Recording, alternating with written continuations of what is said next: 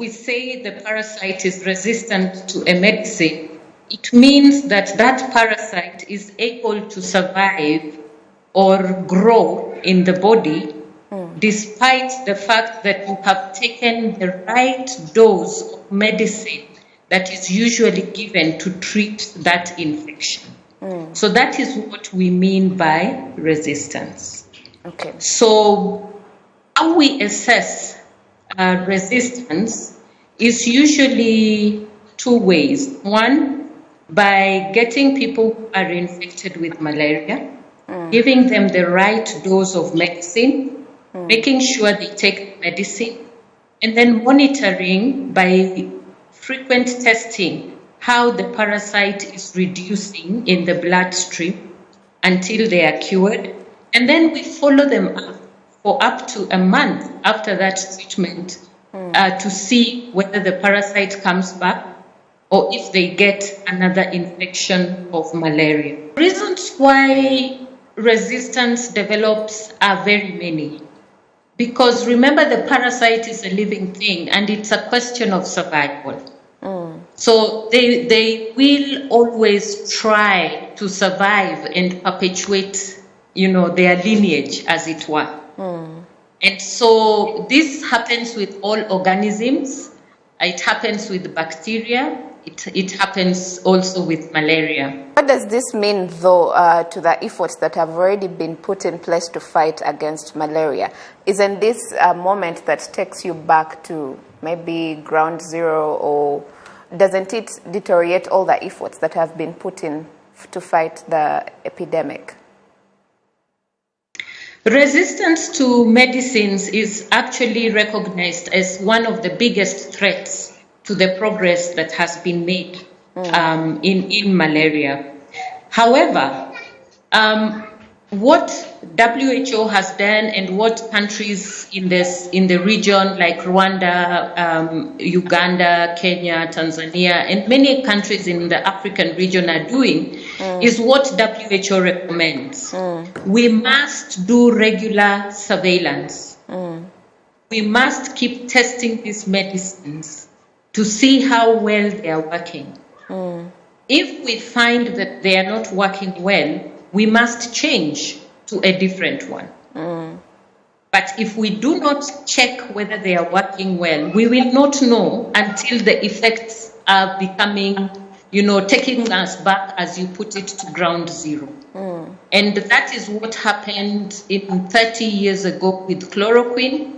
Yes. And it really caused a lot of death because there was a lot of resistance to the medicine and nobody really monitored to see why this was happening. So now with regular monitoring, we are able to see how many people are recovering, how many people are not recovering, what medicine works best, and that immediately becomes the new treatment so that we keep this progress. If a medicine has become ineffective, and what WHO says is that when we do the examination, like what Rwanda did, if we find that more than 10% of people do not get cured, if you give 100 people infected with malaria the medicine, and 10 of them come back with the original parasite they had when you started the treatment, then it is time to change the medicine. But in the case of Rwanda, you find that 97% of the people who were treated got cured, including those who had the parasite that were detected with the mutation. They all got cured, the parasites all died, and they recovered from their illness. So we know the medicines that are being used in Rwanda currently are working. Statistically speaking, should the resistance continue, unfortunately, should there be a case where we still continue to see resistance of the parasites towards the drug? What's the worst scenario that could happen should the resistance continue? Fortunately, we do have an example, and this many years ago, when chloroquine was the main medicine for treatment of malaria.